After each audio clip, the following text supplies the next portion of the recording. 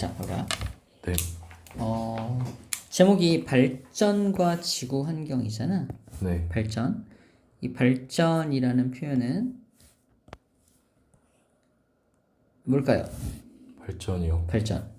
전기를 만드는 것. 맞아요. 정답이야. 전기를 만드는 걸 발전이라 그래. 네. 전기를 만드는 건데 전기를 요즘은 어떻게 만드는지 알아? 전기를 만드는 방법. 전기요. 수력. 수력 발전. 또 풍력 발전이요. 맞아. 수력, 풍력. 태양 그 판 있잖아요. 판. 오, 맞아. 그것도 여기 있네. 수력과 풍력. 태양광 판. 발전. 태양광. 수력과 풍력은 어떻게 전기 만드는 거야? 수력은 그 물에서 하는 거고, 풍력은 그 바람 불어오는 거 바람개비처럼 돌아가는 거 있잖아요. 맞아. 수력도 바람의 힘을 이용해서 터빈을 돌리는 거고, 네. 풍력도 바람의 힘을 이용해서 터빈을 돌리는 거야. 그래서 전기를 만들잖아. 네. 이 전기를 만드는 방식을 전자기 유도 현상이라 그래. 그 현상으로 전기를 만들었어. 네. 수력과 풍력은 괜찮아. 뭐 괜찮냐면 환경에 오염을 시키지 않아. 그지? 수력 발전, 풍력 발전이 환경 오염 시키지는 않을 거 아니야. 그쵸. 그지? 근데 문제는 뭐야? 우리나라가 가장 의존하고 있는 발전 방식이 1번 석유, 석탄, 천연가스. 석유, 석탄, 천연가스 가지고 전기를 만들어. 어떻게 만들게? 융합? 핵융합? 핵융합? 핵융합은 원자력이잖아. 원자력이구나. 원자력 그쪽이잖아. 석유, 석탄, 천연가스를 태워. 그럼 열이 엄청 나오지. 네. 그 엄청나게 많이 나오는 열을 가지고 물을 끓여. 그래서 고압으로 물을 끓이면 수증기가 생기잖아. 네. 이 수증기를 고압으로 칙 쏴. 네. 그래서 뭘 돌려? 터빈 돌려. 터빈을 돌리는 방법을 수력과 풍력의 힘이 아니라 물을 끓여서 그 물을 고압으로 쏴서 터빈을 돌린다는 거지. 그러다 보니까 뭐가 생겨난다? 이산화탄소가 다량으로 생겨나서 지구온난화라고 하는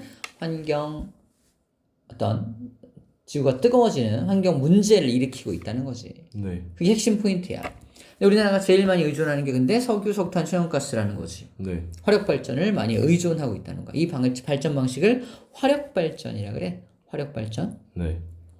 화력발전으로 전기를 엄청나게 많이 만들고 있다라는 거야.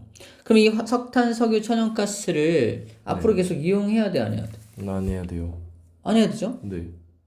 그럼 앞으로 에너지를 어떻게 얻어? 전기를 어떻게 얻어? 수력과 풍력을 얻으면 될까? 태양광. 태양광도 있죠, 그죠? 맞아. 수력과 풍력은 화력발전에 비해서 전기 생산량이 굉장히 작아. 그래서 이것만 가지고 의존하기가 어려운 거야. 그래서 수력과 풍력, 만약에 화력발전을 못하게 된다면 뭔가 다른 방법으로 해야 될 거 아니야? 네. 근데 옛날 방식, 수력과 풍력 가지고는 부족해. 그래서 새롭게 뭘 해야 된다? 태양광 발전이나 원자력 발전 같은 새로운 발전 방식을 또 개발해낸 거지. 자, 그거야. 그래서 새로운 발전 방식을 만들어내고 있다라는 게 오늘의 포인트입니다. 네. 이렇게 말을 해요. 옛날에는 어떤 옛날? 이런 화석 연료가 개발되기 전, 네. 화석 연료를 발견하기 전, 그때는 어떻게 에너지를 이용했냐? 당연히 물의 힘이나 바람의 힘이나 이런 걸 이용해서 에너지를 이용해서 사용을 했어. 이겁니다. 산업혁명 이전에는 태양이나 바람이나 물 같은 것들이 가진 에너지를 주로 이용하고 살았단 말이야. 그게 단 줄 알았어. 자연에 존재하는 에너지는 이게 단 줄 알았는데, 그래서 우리나라도 왜 조선시대 때 물시계 알아요? 네. 자경루라 그래서 왜 그지? 네. 물로 만든 시계, 물이 흐르는 걸 이용해서 만든 시계 있잖아. 그런 식으로 그런 에너지를 이용해서 우리가 사용했다는 거야. 하지만 이게 발견되고 나서는 이게 너무나도 에너지를 많이 뿜어내는 거야. 화석 연료가 에너지를 엄청나게 뿜어내니까 전에 우리가 썼던 녀석들이 뿜어낸 에너지는 되게 조금 너무 작아 보이는 거지. 네. 그래서 그때부터 안 쓰기 시작했어. 야, 화석연료가 있는데 뭐 옛날 거 뭐하러 써? 효율도 낮은데. 그래서 안 쓰기 시작했다는 거지. 네. 그래서 완전히 기억에서 잊혀졌던 거야. 그래서 화석연료만 겁나게 쓰고 있었는데 문제는 뭐다? 두 가지. 화석연료 때문에 환경이 안 좋아졌어요. 안 좋아지고 있다. 두 번째, 언젠간 화석연료가 고갈. 고갈될 거다. 어떡할 거냐는 거야. 새로운 걸 개발하던가 아니면 옛날 걸 다시 쓰던가. 그래서 새로운 걸 개발하는 걸 뭐라고 하냐? 신에너지라 그래. 옛날 걸 다시 쓰는 걸 뭐라고 한다? 신에너지. 아니, 재생에너지라 그래. 재생에너지. 재생에너지가 옛날 걸 다시 쓴다는 의미야. 그래서 우리가 신재생에너지 이런 말 써요. 네. 신에너지와 재생에너지 합성어인데 네. 신에너지는 새로운 기술로 새롭게 그동안 전혀 본 적 없는 어떤 그런 에너지를 만드는 기술이고 네. 재생에너지는 말 그대로 재생, 다시 생산, 다시 만들어낸다는 뜻이거든. 네. 옛날에 쓰던 걸 다시 쓰는 얘기야. 이해되죠? 네. 자, 그 얘기입니다. 그래서 앞으로는 신재생에너지를 개발을 해야 한다라는 말을 하고 있는 겁니다. 화석연료를 사용했을 때 문제점도 잘 정리를 했고요. 일단 화석연료는 어떻게 만들어지는지 잠깐 정리하고 올게요. 네. 화석연료는 석탄, 석유, 천연가스가 있는데 석탄은 식물이고요. 석유나 천연가스는 미생물이라 보면 돼. 식물은 세포벽이 있어서 좀 딱딱하죠? 네. 그래서 석탄이 딱딱하다 생각하면 될 것 같고 석유나 천연가스는 기름기거든. 기름기. 그리고 천연가스는 그 석유 성분이 약간 증발된 녀석을 천연가스라고 생각하면 좋을 것 같아. 네. 약간 기름기니까 동물성, 그러니까 동물성 기름이 있는 그런 것과 같은 것이라고 생각하면 될 것 같습니다. 에너지를 엄청나게 많이 뿜어내는 녀석들이다. 그래서 현재 가장 많이 의존하고 있다. 그 다음 의존하는 건 현재 이제 원자력에 의존을 많이 하고 있지. 원자력 네. 좀 이따 소개할 거야. 원자력 발전은 뭔지 소개를 해줄 겁니다. 자, 체크 포인트 이겁니다. 화석연료를 대체할 수 있는 에너지 자원을 개발해야 한다. 신재생에너지라고 부릅니다.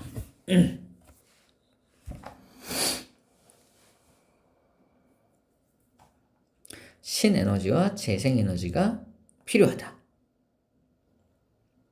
화석연료는 한 2085년쯤에는 연료가 고갈될 것으로 보고 있습니다. 2085년쯤에 한 60년 정도 남았나요? 60년 좀 남았네요.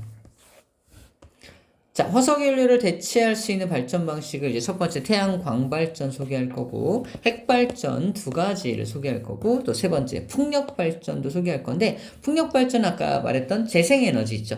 네. 재생에너지의 대표로 출연하고 있는 거고 1번과 2번에 해당하는 태양광발전과 핵발전이 신에너지 쪽에 좀 해당된다라고 생각하면 될 것 같아. 네. 자, 태양광발전 소개합니다. 태양광발전은 뭐와 같지 않다? 태양 열발전하고는 다른 겁니다. 태양열발전과 태양광발전은 완전 다른 거야. 태양열발전은 태양열을 모아 네. 뜨겁지? 네. 물을 끓여서 수증기 만들어서 고압으로 쏴서 터빈 돌려서 전기 만드는 거야. 그러니까 에너지로 태양열을 이용하는 거지. 물을 끓이는 에너지로 태양열을 이용하는 거야. 네. 근데 태양광발전은 빛을 이용하는 거, 태양빛. 태양빛을 이용해서 전기를 만들어내는 건데, 자, 태양광발전, 네가 말했던 판이라고 하는 게 바로 태양전지판이야. 태양전지판입니다. 이 태양전지판은 사실 반도체입니다. 우리 옛날에 배웠던 반도체의 종류 중에 P형 반도체, N형 반도체 기억나? 네. 바로 위와 아래 이렇게 위아래로 붙여놓은 게 태양전지판이야.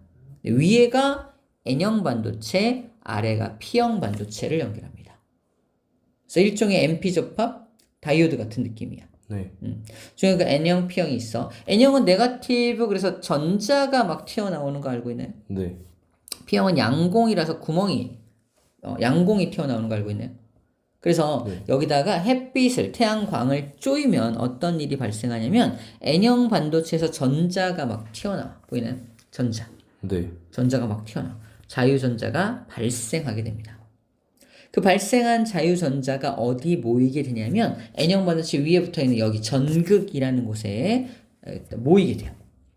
전자가 이 전극에 모이고 있죠. 전극에 모입니다. 전극에 전자가 잔뜩 모여 있으니까 위에 쪽이 전자가 잔뜩 모여 있는 마이너스 극을 띠게 됩니다. 반대로 반대쪽은 전자가 부족하니까 많이 없으니까 상대적으로 플러스 극이 된다고 생각하면 돼요. 그래서 전자가 많이 모인 마이너스 극과 전자가 별로 없는 플러스 극으로 나누어진다 생각하면 됩니다. 이거 뭔지 맞춰줘. 그거요? 건전지. 건전지의 이쪽이 마이너스 극이고 반대쪽이 플러스 극이잖아. 네. 왜냐면 여기가 전자가 굉장히 많이 모여 있는 곳이고 상대적으로 전자가 부족한 곳이기 때문에 플러스인 거야. 이거 이렇게 도선 연결하면 어떻게 돼요? 전기가 흐르죠? 네. 자, 전자는 봐봐. 전자는 이쪽이 많지. 네. 많은 쪽에서 적은 쪽으로 전자가 흘러갑니다. 전자. 하지만 전자의 흐름의 무슨 방향? 전자 흐름의 반대 방향. 전자가 흘러가는 방향의 반대 방향으로 뭐가 흐른다? 전류가 흐릅니다. 기억해야 돼. 그래서 전류는 플러스에서 마이너스 쪽으로 전류가 흐르게 되는 거야. 전자는 마이너스에서 플러스로 전자가 흐르게 되는 거고. 그렇다면 여기 태양 전지판을 봐봐. 위에가 마이너스가 잔뜩 모여 있고요. 아래쪽은 상대적으로 플러스지. 네. 여기 이렇게 도선이 연결돼 있죠. 네. 그러면 어디서 어디로 전류가 흐른다?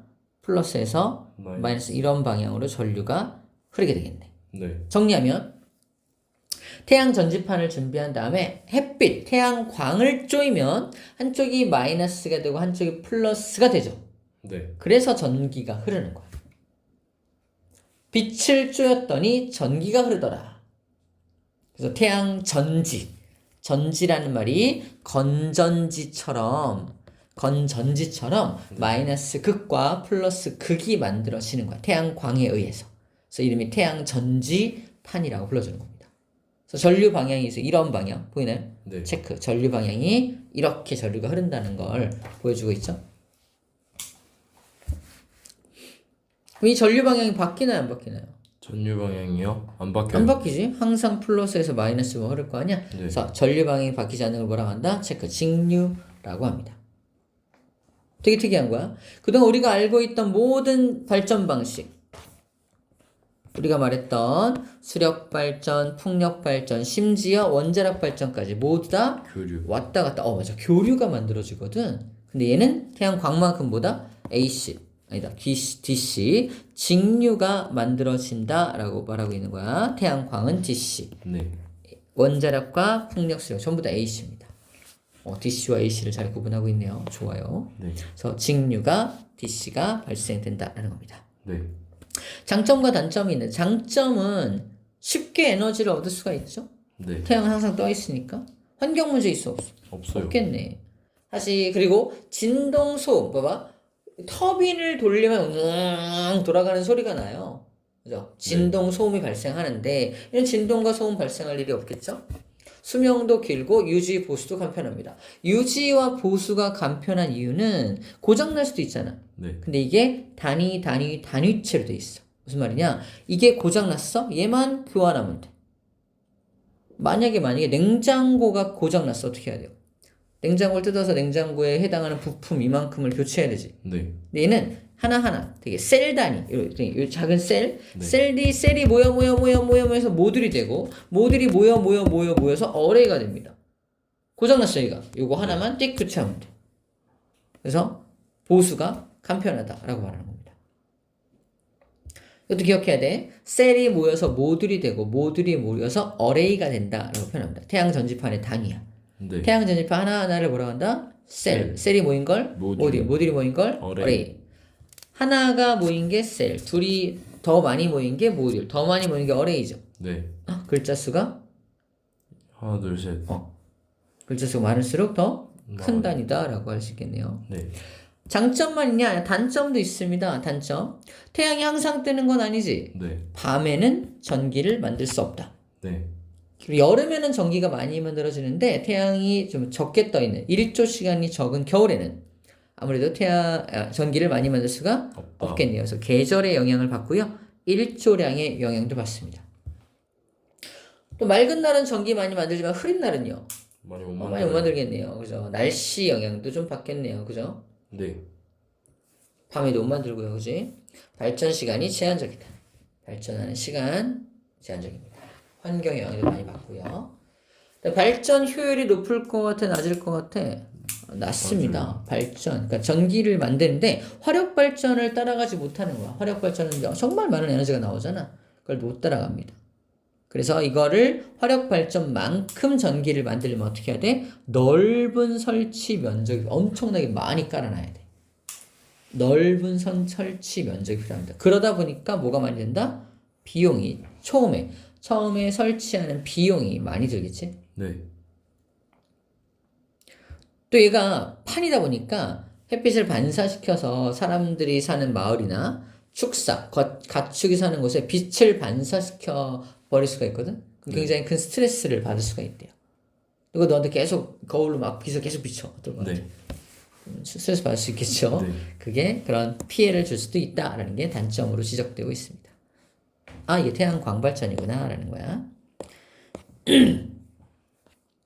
자, 조금 쉬운 풍력 발전 먼저 할게요. 풍력 발전 우리 알다시피 바람의 힘을 이용해서 붕붕붕 프로펠러가 돌아가면 날개가 돌아가면 자, 이거 터빈이 돌아가는 거죠? 네. 터빈이 돌아가면서 전기를 만들게 됩니다. 바람이 세게 분다면 당연히 더 많은 전기를 만들 수가 있겠지? 네. 그지? 장단점인데 장점은요. 금방 설치하면 됩니다. 미리 만들어서 갖다 꽂기만 하면 돼. 그지? 설치가 비교적 짧게 금방 설치할 수 있다. 원자력 발전소 하나 지으려면 몇 년 걸릴 수도 있잖아. 그지? 네. 하지만 얘는 그냥 갖다 꽂으면 돼요. 그 다음에 설비가 간단하다. 되게 뒤에 들어있는 거 봐봐. 원자력 발전 비교해봐. 얘랑 비교해서 어때요? 굉장히 간단하게 구조가 간단하잖아. 네. 그 얘기야. 설비가 비교적 간단한 구조로 돼 있다. 설치 기간도 짧다.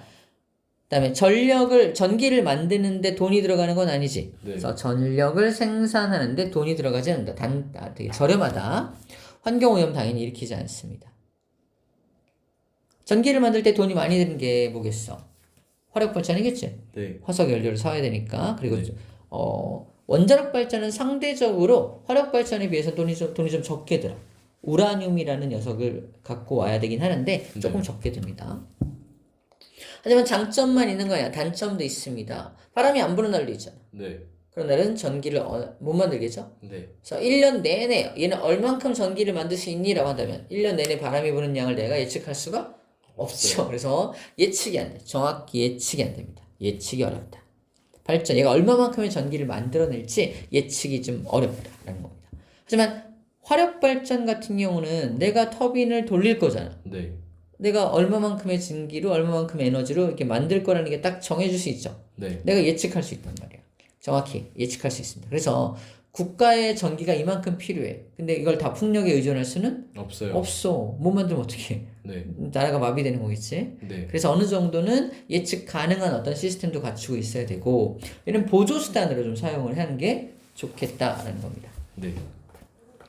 그리고 이 바람개비가 돌아가는 데 있어서 소음이 발생할 거 아니야? 네. 소음이 발생할 수 있고요. 새들이 와서 바람개비의 날개에 충돌할 수 있습니다. 그래서 저기 풍력발전소 밑에 가면은 새들이 그렇게 많이 죽어 있다. 안타깝죠. 목이 있죠. 네. 그래요. 아이고. 그리고 그동안은 되게 산을 보러 갔어. 네. 멋진 산 능성이를 보고서 막 노을을 보고 막 그랬는데 어느 날 가보니까 바람개비가 지금 막 꽂혀져 있네. 쫙 꽂혀져 있어. 뭐지 저건?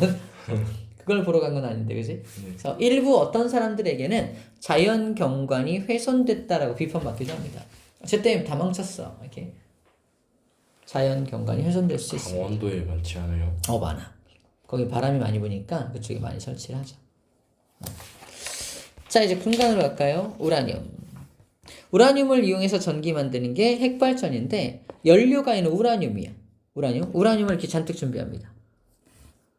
우라늄 네. 하나, 얘도 우라늄, 얘가 우라늄인데 우라늄 하나를 빵 분열시키면 네. 세 개의 중성자가 튀어나와. 네. 세 개의 중성자가 각각 우라늄 세 마리를 꽝꽝꽝 때리니까 세 개 다 분열되겠지. 네. 이게 각각 세 개씩 중성자를 내뿜으면 그 다음 기다리고 있는 몇 개? 9개의 우라늄을 또 분열시킵니다.